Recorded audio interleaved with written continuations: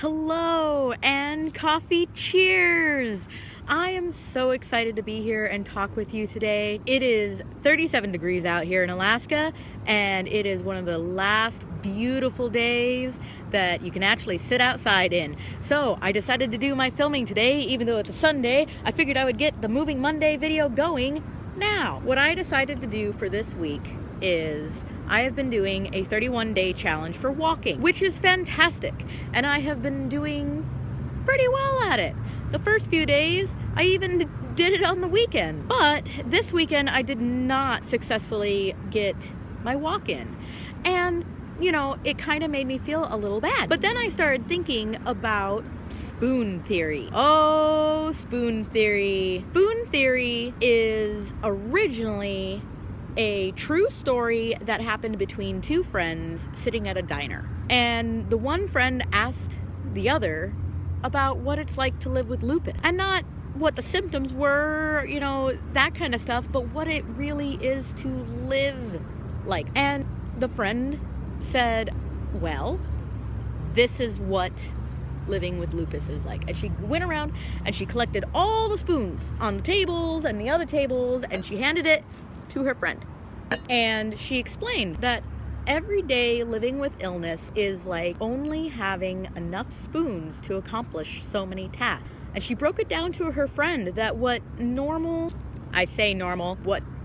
people go through every day is relatively easy. They make decisions, they jump out of bed, they get going to work, they choose what clothing they're gonna wear, they do all sorts of things automatically. And what she explained was that when you're living with an illness, especially a hidden illness, things aren't that easy. You have to think about every single thing that happens in your life, and everything from the weather to how far you have to go for a mission.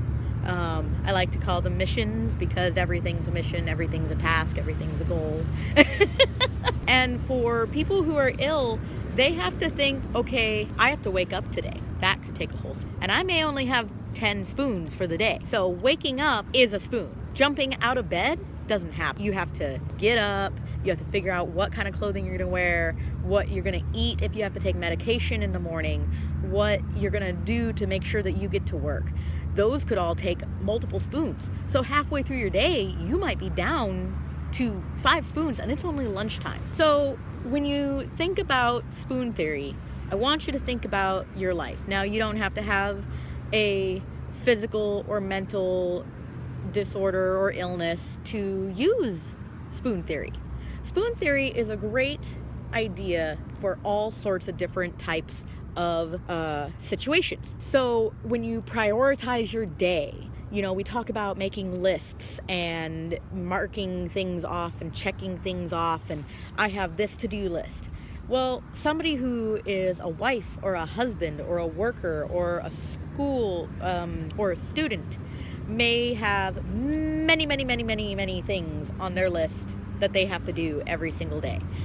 And sometimes there isn't enough spoons for the day. So what I wanted to talk about along with this is that you have to learn how to prioritize your time, your life, your energy, and you also have to understand that it's okay if you didn't accomplish everything that you thought you were going to accomplish in that day. Tomorrow's another day, and you can always reprioritize. I have done Mary Kay Cosmetics for 5 years. And one of the biggest things that they promote is the 5 most important things. And those are the things that absolutely must get done today. And that changes daily. And they encourage that what you should do is write your list at night. That way, by the time you wake up in the morning, you already have accomplished one thing, and you know what else you have to accomplish throughout the day. So with that being said, there's many ways to prioritize your life and the things you have to do, and sometimes we do it automatically, sometimes we really have to think about it. But if you can find a way that makes it easier for you, and also to understand that something that might be easy for you is not necessarily easy for your friend or your neighbor or your mom or your dad. They may be struggling with the simple things like getting out of bed. Some people just have a hard time even doing that, and it sounds maybe ridiculous, But you know what? For you, maybe it does.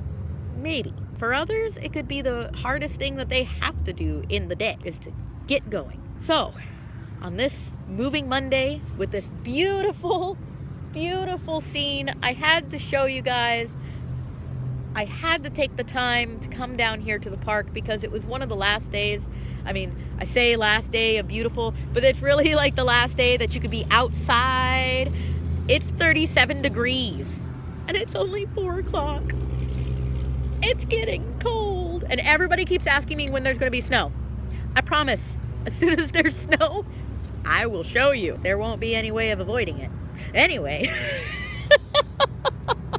I hope you guys are having a wonderful day. I hope that everything goes well for you.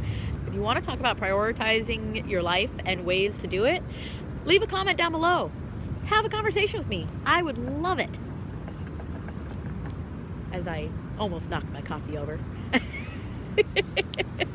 I also had some submissions from my Snap Fam contributors. So I am excited to show you my friends. Take it away. Work, gym workout, and set up everything for the next day. So with the first one, getting the kids to school, it involves getting the showers, getting the clothes on, making sure they put the shoes on right, a whole list of things. So altogether, I would say in a normal day, my life, I would probably use about 100 to 150 spoons. But the main spoon that I really need is in here to get me through the day. And with all that being said, I hope that you will like this video, subscribe to my channel, share, and comment. Coffee cheers! Clink!